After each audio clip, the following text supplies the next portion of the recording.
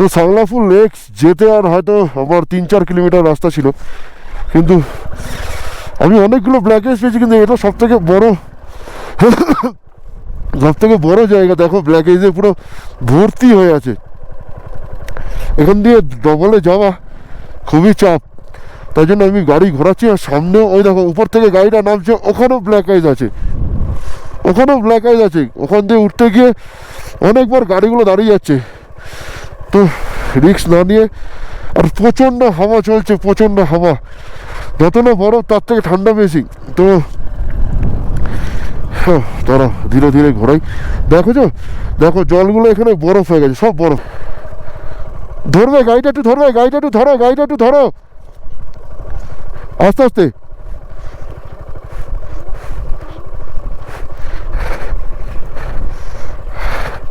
আস্তে নেমে গেছি। তুমি এখান দিয়ে আসো আস্তে আস্তে, ওই ইটটা দিয়ে নামো আস্তে আস্তে আস্তে। খুব অবস্থা খারাপ।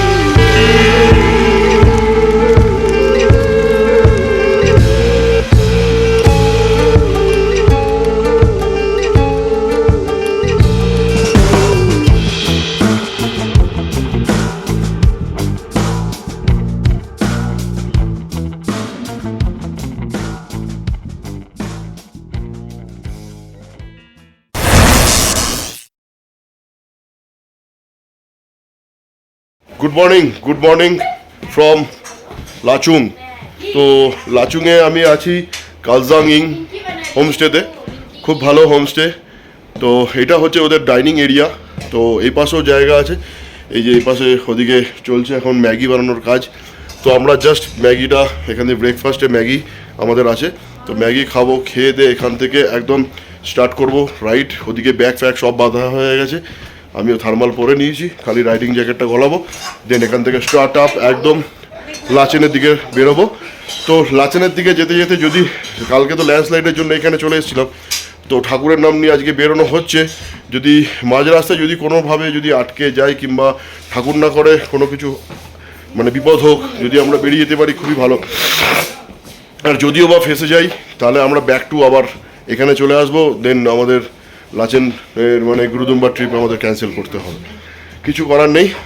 তো ভগবানের নাম নিয়ে এখন জাস্ট খালি ব্রেকফাস্ট করে জাস্ট এখান থেকে আমরা দুগ্গা করে ঠাকুরের নাম নিয়ে বেরোই। আর তোমাদের সঙ্গে দেখা হচ্ছে গোপ্রোতে। তো তোমরা জানো, আগের ভিডিও দেখেছো যে আমরা গুরুদম্বার লেক যেতে পারলাম না।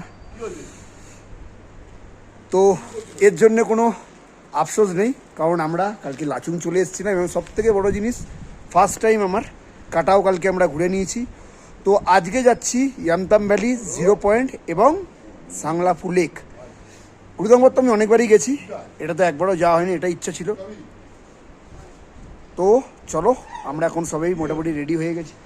এই যে আমরা গাড়ি রেডি করছি, গাড়ি রেডি করে আমাদের ব্রেকফাস্ট হয়ে গেছে। তো আমরা এখন সাংলাফু লেকের উদ্দেশ্যে বেরোচ্ছি। প্রথম যাব ইয়ামতাম ভ্যালি, তারপর যাব 0 পয়েন্ট, তারপর যাব সাংলাফু লেক। তো আজকের প্রোগ্রাম এইভাবেই চলছে। তো চলো, আবার গাড়িতে দেখা হচ্ছে। এই রাস্তাটায় পুরো ফুল ব্ল্যাক আইস হয়ে আছে, আমি দুপা ফেলে যাচ্ছি, মানে খুব খারাপ অবস্থা, পুরো আইসে ভর্তি হয়ে আছে। আর একটু ব্ল্যাক আইস থাকে মানে স্লিপ করে দেবে একদম, আমি ধরে রাখতে পারবো না গাড়ি। চল ভাই ধীরে ধীরে। আর এখানে পড়া মানে বুঝতে পারছো, ওরে ভাই এখান থেকে নেমে আমার ওয়াটার ক্রসিং। চলো ভাই, ওরে ভাই ধীরে ধীরে।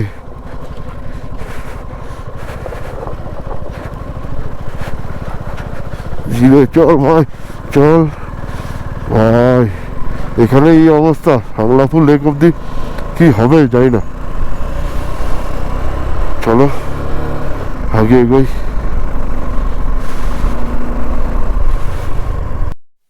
তো আমরা যথারীতি পৌঁছে গেলাম ইয়ংথাম ভ্যালি। পুরোটা ভ্যালি, আর এখানে একটা মানে সারাক্ষণ হাওয়া চলছে, দেখো ফ্ল্যাগগুলো উঠছে। ও এখানটা অতটা আমার ঠান্ডা লাগছে না, কিন্তু এই রাস্তাগুলো যা ঠান্ডা আর আইস পরে ভর্তি হয়ে আছে। আর সামনে দেখো একটা পিক দেখা যাচ্ছে, পুরো হোয়াইট কালারের বেরিয়ে আছে। আমরা হয়তো ওই পিকের ওখানেই যাবো মেবি। চলো যাওয়া যাক, কিছুক্ষণ দাঁড়াই, তারপরে আমরা বেরোচ্ছি। তো এখন আমরা আছি 0 পয়েন্ট যাওয়ার পথে। তো 0 পয়েন্ট যাওয়ার পথে আরেকটা চেকপোস্ট ছিল, তো ওখানেও গোপ্রো খুলে দিতে হয়েছে আমাকে। তো আমি গোপ্রো নিয়ে সেরকমভাবে ভিডিও করতে পারছি না, আমি যতটা পারছি দেখাচ্ছি। আর এরপরে আমি এখন 0 পয়েন্টে মেবি হয়তো ফার্স্ট দাঁড়াবো না, আমি একদম সাংলাপুর লেকে গিয়ে একদম দাঁড়াবো। সেই ভিডিও তোমরা পাবেই, কিন্তু রাস্তার কত কি আমি দিতে পারবো আপডেট সেটা জানি না। কিন্তু রাস্তায় প্রচুর ব্ল্যাক আইস আছে, প্রচুর ব্ল্যাক আইস। আর সামনে থেকে পাহাড়টা দেখো মানে কতটা বরফে ঢেকে আছে, আর রাস্তায় পুরো তো বরফে বরফ। চলো তোমাদেরকে ব্যাক ক্যামেরা করে দেখাচ্ছি কি অবস্থা। পাহাড়টা দেখো, পাহাড়ের পুরো বরফে বরফ হয়ে আছে। এই রাস্তা দিয়ে আমরা উঠলাম, ওই দিক থেকে এসছি, আর এদিকে দিয়ে আমরা এখন ওই রাস্তা দিয়ে আমরা বেরিয়ে যাব উপর দিকে। তো চলো আমরা কিছুক্ষণ দাঁড়াই, দেন এখান থেকে বেরোবো। তো সাংলাপুর লেক যেতে আর হয়তো আমার 3-4 কিলোমিটার রাস্তা ছিল, কিন্তু আমি অনেকগুলো ব্ল্যাক আইস পেয়েছি, কিন্তু এটা সব থেকে বড় সব থেকে বড় জায়গা। দেখো ব্ল্যাক আইসে পুরো ভর্তি হয়ে আছে। এখান দিয়ে ডবলে যাওয়া খুবই চাপ, তাই জন্য আমি গাড়ি ঘোরাচ্ছি। আর সামনেও ওই দেখো উপর থেকে গাড়িটা নামছে, ওখানেও ব্ল্যাক আইস আছে, ওখানেও ব্ল্যাক আইস আছে। ওখান দিয়ে উঠতে গিয়ে অনেকবার গাড়িগুলো দাঁড়িয়ে যাচ্ছে, তো রিস্ক না নিয়ে। আর প্রচণ্ড হাওয়া চলছে, প্রচণ্ড হাওয়া, যত না বরফ তার থেকে ঠান্ডা বেশি। তো তারা ধীরে ধীরে ঘোরাই।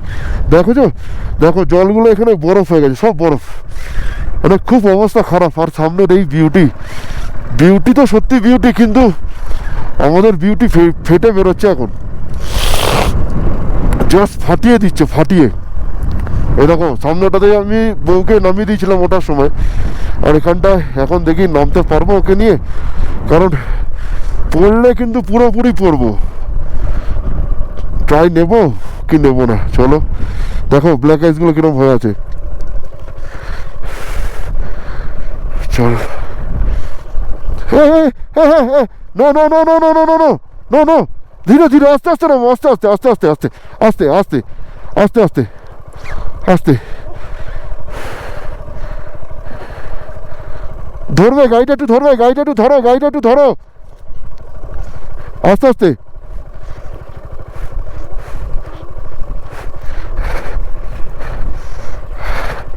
আস্তে, ও নেমে গেছি।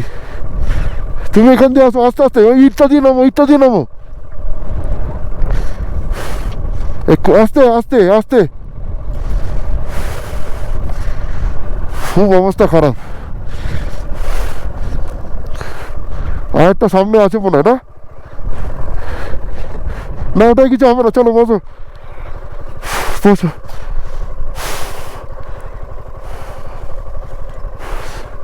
সিঙ্গেল থাকলে দুটো বাইক যাচ্ছে, যেতে পারতাম, তাও চান্স নিতাম, কিন্তু এরকমভাবে চান্স নেওয়াটা ঠিক না, ডেঞ্জার সিচুয়েশন। এখানটা দেখো, এখানটা ওঠার সময় ওখানটা অতটা ব্ল্যাক আইস নেই, জমেনি, ফেটে গেছে, 4 চাকাগুলো উঠে উঠে ফাটিয়ে দিয়েছে ব্ল্যাক আইসটাকে। তাও আমাকে সাবধানে নামতে হবে। চলো চলো চল, নেমে গেছি। চলো ওকে 0 পয়েন্টে গিয়ে দাঁড়াই, কিছু খাওয়া দাওয়া করি। আস্তে আস্তে যাও, আস্তে আস্তে যাও, অত ধরো যেও না, ঢুকে যাবে, উপর দিয়ে যাও রাস্তা দিয়ে। একে বললে শোনে না, ওখানে ঢুকে যাবে ট্রেনের মধ্যে ফেটে গেলে, দেখেছো কেন ভর্তি বরফ হয়ে আছে।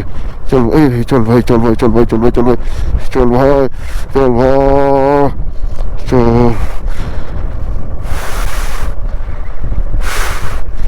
চলো চলো, বসতে হবে এখান থেকে না সামনে থেকে? একটু আসো।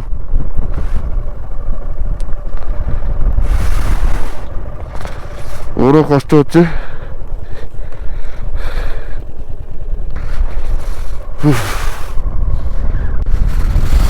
টাইম হয়েছে 1:21, কথা অবধি বলতে পারছি না। আর আমরা এই 0 পয়েন্ট থেকে বেরোচ্ছি। এখানে আমরা একটু ডিম সিদ্ধ, চানা এসব খেলাম। আর এদিকে অলরেডি স্নোফল হওয়া চালু হয়ে গেছে। ওখানে নরমরা বলছিল যে তাড়াতাড়ি বেরিয়ে যাওয়ার জন্য, ইয়াংতাম ভ্যালির ওখানে নাকি স্নোফল হচ্ছে, রাস্তার কন্ডিশন খারাপ হয়ে যেতে পারে।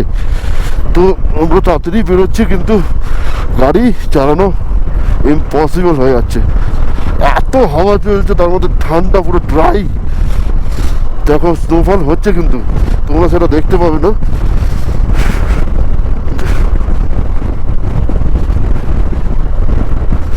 চলো সামনে এগোই। দেখো খালি এখানে সিনারিটা, ও কিছু বলার নেই। আর এই উপরের পাহাড়ের মাথায় যে কালো মেঘগুলো যাচ্ছে, ওটাই স্নোফল করাবে। দেখছো ওইখানে সামনে কালো মেঘ হয়ে আছে, কালো মেঘ মানে স্নোফল।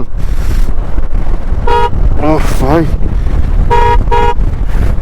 কথা অবধি বলতে পারছি না, তো ঠান্ডা লাগছে। এই হাত দুটো আর কিছু নেই। দূরে দেখো, ও ভাই এত কষ্ট করে গেলাম, লেকটাতেই উঠতে পারলাম না। কিছু করার নেই, যা ব্ল্যাক আইস হয়েছিল, ওই ব্ল্যাক আইস পেরিয়ে যাওয়াটা খুব দুষ্কর। যাই হোক, আসা যাবে পরের বার, কষ্ট পেয়ে লাভ নেই। কিন্তু আমরা এই যা সিনারি দেখে নিলাম, এটাই অনেক। দুর্ধর্ষ। ও চলো, আর হয়তো বেশিক্ষণ আমি ভিডিওটা করবো না, হোটেলে গিয়ে একদম, কারণ অনেক জায়গায় গোপ্রো দেখলে রেখে দিতে পারে। আমি ওই জন্য জাস্ট বেশি ভিডিও করছি না, অল্প অল্প করে রেখে দেবো। তো চলো। ও বাপরে বাপ, ফাটিয়ে দিচ্ছে সব হাত ফাত।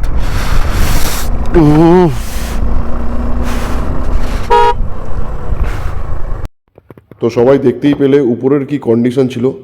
যতটা পারছি আমি ততটা তাড়াতাড়ি নিচে নামার চেষ্টা করছি। আর আমাকে আবার সেই গোপ্রো খুলে নিতে হয়েছে, কারণ ওখানে চেকপোস্টগুলোতে খুব গোপ্রো নিয়ে খুব মানে চেল্লামিল্লি করছে। তো যথারীতি গোপ্রো খুলে বউয়ের হাতের মোবাইল দিয়ে শ্যুট করছি। তো দেখো রাস্তার দুধারে পুরো বরফে বরফ, আর রীতিমতো প্রচণ্ড ঠান্ডা। আর সামনে ওয়েদার ফোরকাস্ট একদম পুরো চেঞ্জ হয়ে গেছে, পুরো একদম মেঘ ঢুকে গেছে। মানে জাস্ট স্নোফলটা স্টার্ট হবে সেই সময় আমরা ইয়ংতাং ভ্যালি ক্রস করছি। আর ভ্যালির রাস্তাগুলো ভালো ছিল, কিন্তু দু সাইডে পুরো বরফে বরফ। আর সামনের পাহাড়টা দেখো, জাস্ট পাহাড়টা পুরো ঢাকা পড়ে গেছে মেঘে, কালো মেঘ। মানে জাস্ট স্নোফল এক্ষুনি হবে। যতটা পারছি তাড়াতাড়ি এখান দিয়ে বেরিয়ে যাওয়ার আমরা চেষ্টা করছি, যাতে স্নোফলে আমরা যাতে না আটকে যাই। চলো, ঠাকুরের নাম নিয়ে আমরা সামনের দিকে এগোচ্ছি যতটা পারছি। আর হাত ফাতের অবস্থা আমার পুরো খারাপ হয়ে গেছে, মানে কিছু সেন্স নেই হাতে কোনো। তো যথারীতি কষ্টসৃষ্ট করে আমি যতটা পারছি ভিডিও করছি। চলো সামনের দিকে এগোতে থাকি। আর দুধারে খালি বরফ আর বরফ। আর কিছু রাস্তা তো ব্ল্যাক আইস ছিল তখনও ইয়ংতাং ভ্যালিতে। তার পরের দিন তো আরও ব্ল্যাক আইস হয়ে গেছিলো, কারণ স্নোফল হওয়ার পর। Danger condition. দেখো দুদিকে পুরো শুধু বরফগুলো দেখতে পাচ্ছ, দেখো শুধু বরফ। তো চলো ঠাকুরের নাম নিয়ে আমরা আগে হোটেলে পৌঁছাই, আর রাস্তাটা ভিডিওটা তোমরা দেখতে থাকো।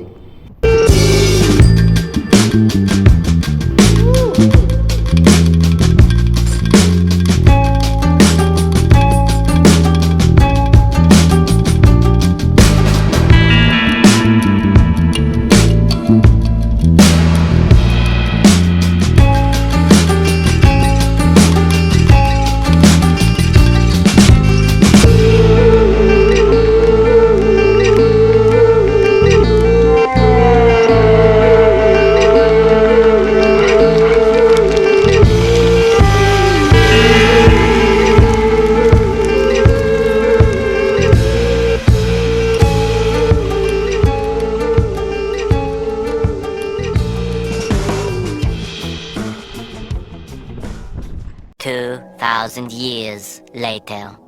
তো তোমরা দেখতেই পেলে যে সাংলাফু যাওয়ার সময় কি অবস্থা হয়েছিল, আর তারপরে নিচে নামার সময় আমি আর ভিডিও করতে পারিনি, শরীরের কন্ডিশন খুবই খারাপ হয়েছিল। কারণ আমরা 0 পয়েন্টে দাঁড়িয়েছিলাম, 0 পয়েন্টে দাঁড়িয়ে কিছু খাওয়া দাওয়া করেছিলাম, আর তখন হেলমেট খুলে কানের টুপি খুলেছিলাম, তো কান প্রচণ্ড হাওয়া চলছিল, তো ওই ঠান্ডাটা অ্যাকচুয়ালি আমার লেগে গেছে। আর রীতিমতো এত হাওয়া বইছিল, তার মধ্যে বীভৎস ঠান্ডা ছিল, বীভৎস। মানে এতবার সিকিম এসেছি আমি, এরকম ঠান্ডা কোনোবার পাইনি, এবারে যা ঠান্ডা পেলাম। আর তারপরে তো ভিডিও আমি আর করতে পারিনি। তো এদিকে ওয়েদারও ফোরকাস্ট খারাপ হচ্ছিল, স্নোফল চালু হয়ে গেছিলো ইয়ংদম ভ্যালিতে। তো নেমে এসে রুমে ঢুকে সঙ্গে সঙ্গে দুটো হাতের অবস্থা খুবই খারাপ ছিল। গরম জল দিয়ে নুন দিয়ে হাত পুরো একদম ওয়াশ করেছি, তো হাতে কোনো সেন্স ছিল না। তারপরে জাস্ট কফি খেয়েছিলাম আর দুটো ট্যাবলেট খেয়েছিলাম। ট্যাবলেট খাওয়ার পর শরীরটা একটুখানি ঠিকঠাক হয়েছে। তো রাতে জাস্ট খাওয়া দাওয়া করবো, আর আজকে পুরো ফুল রেস্ট নেবো। কারণ কালকে আবার এই লাচুং থেকে যেতে হবে গ্যাংটক।